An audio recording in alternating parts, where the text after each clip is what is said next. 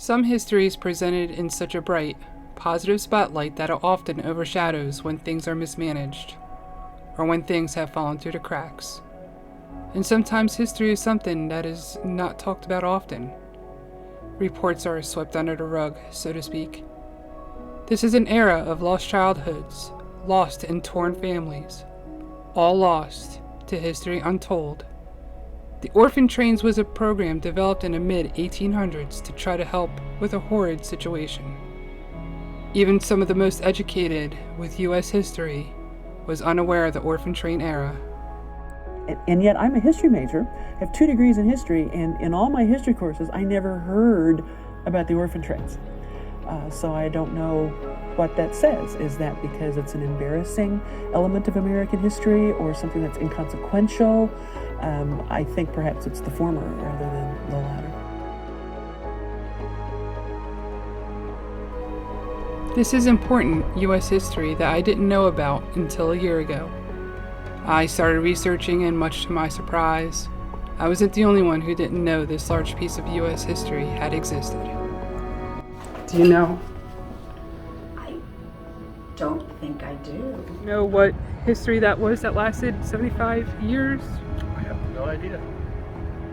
And you weren't taught in school about it? No, not at all. It is a fact that most orphan train riders hardly ever spoke of their experiences. They often had to hide their stories because it was an embarrassment for them. They felt shame. Often, if their story was ever revealed, they'd be bullied harshly. They were told that their parents didn't care for them or love them. Growing up with their secrets hidden, they often continued on with life by keeping it to themselves. It wasn't until much later in their lives that their stories started to surface and support groups formed. A few orphan train riders started to tell their tales. We've come out of the woodwork, we've come out of being ashamed of being orphans, or some of you talked about this morning beforehand. We're no longer ashamed, we're very proud to be part of this organization, right?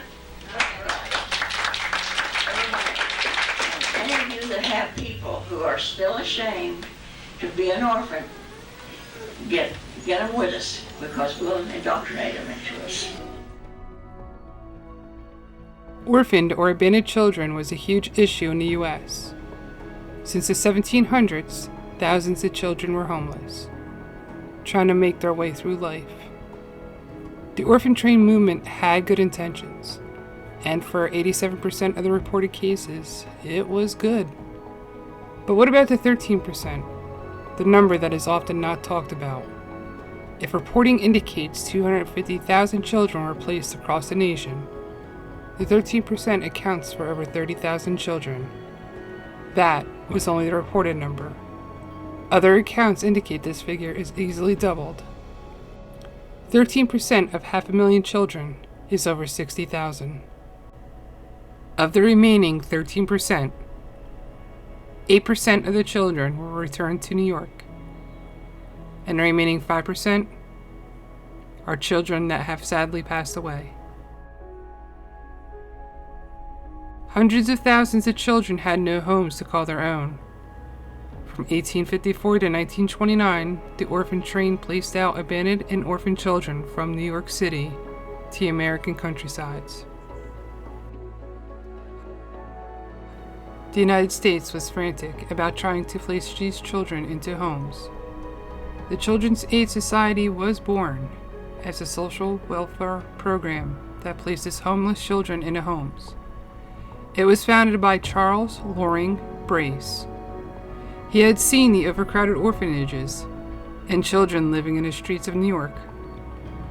He felt that placing orphaned or abandoned children with families towards the West would help the issue. Brace felt that orphanages were overcrowded and a gloomy place that did not teach children to become productive and functioning adults who could take care of themselves.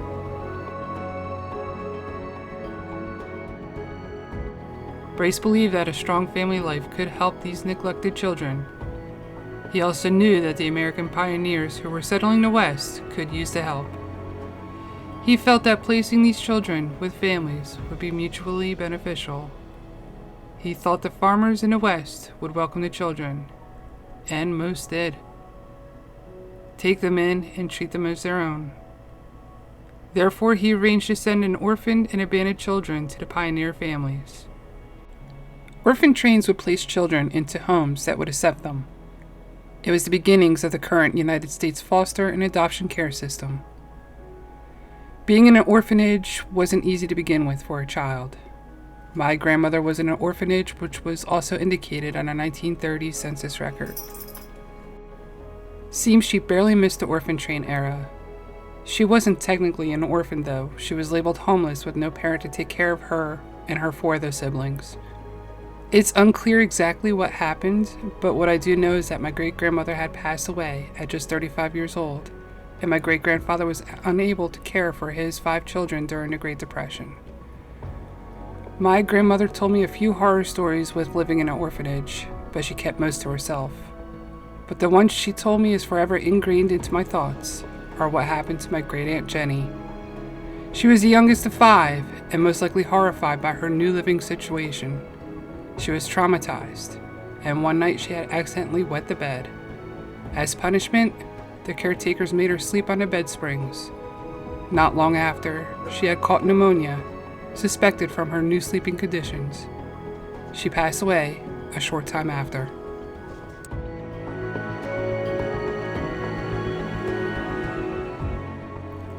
What caused such a surge of orphaned and abandoned children? Many new immigrants came to New York City, and overcrowding was an issue. Many children were abandoned and orphaned due to many reasons. Their parents dying from the flu, yellow fever, and typhoid amongst many other diseases. Wars had an impact, the Great Depression was a factor, or even being too poor to take care of their young ones. Some homeless children try to take care of themselves by selling newspapers and other things. Often, they've formed gangs together for protection. Orphaned and abandoned children long struggled before the 1800s.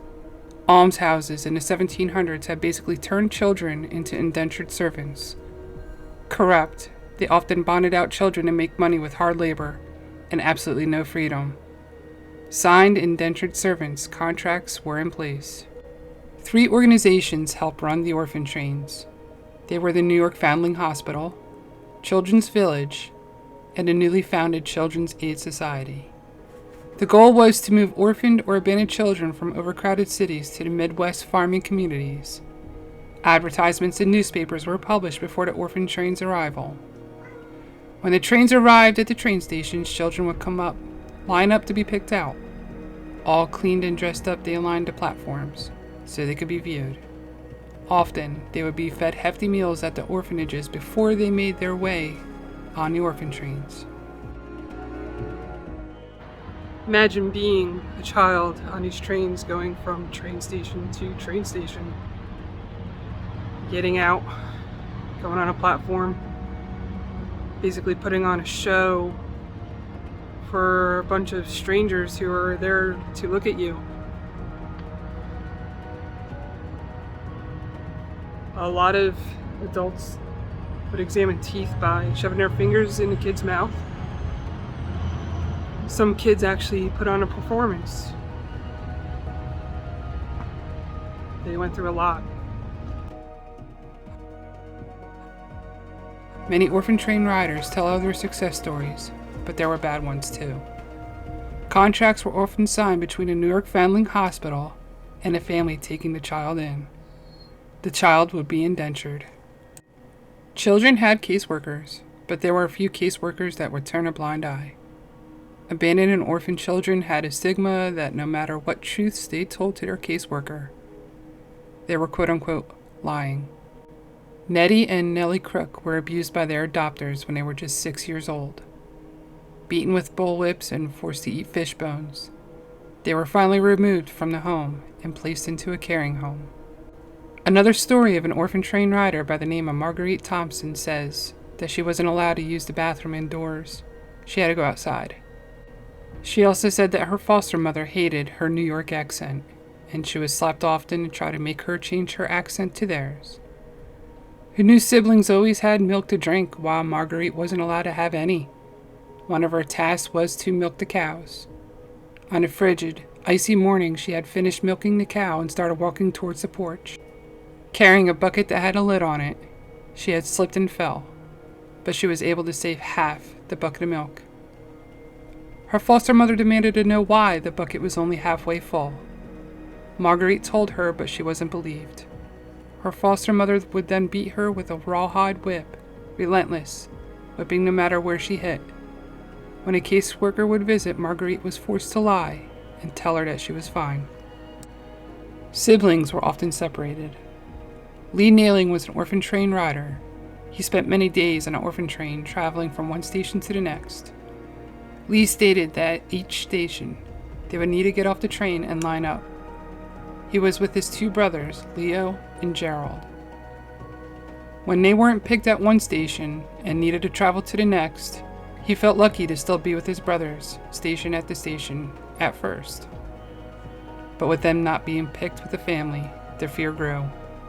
The fear that he'll be separated from his brothers. His brother Gerald was the youngest at the time, was the first to be picked out. Gerald was happy and excited at first, jumping into the arms of the couple that picked him out. And then he suddenly realized he was being separated from his big brothers, and he started crying out to his siblings, trying to reach for them.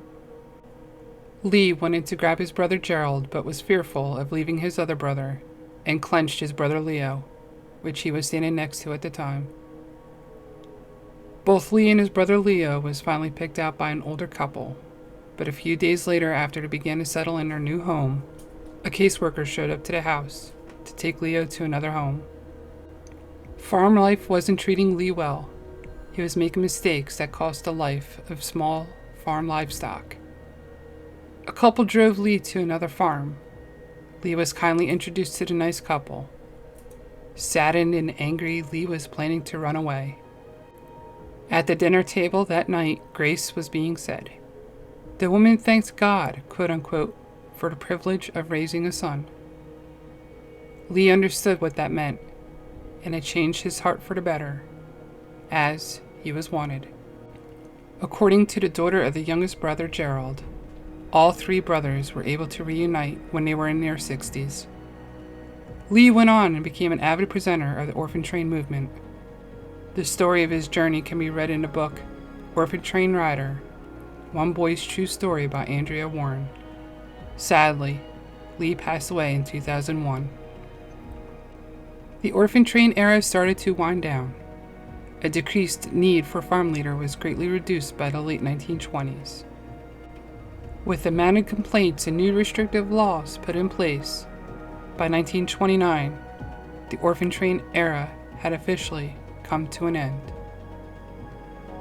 75 years the orphan train era spanned. 75 years of history that needs to be remembered. For the sake of the orphan train riders.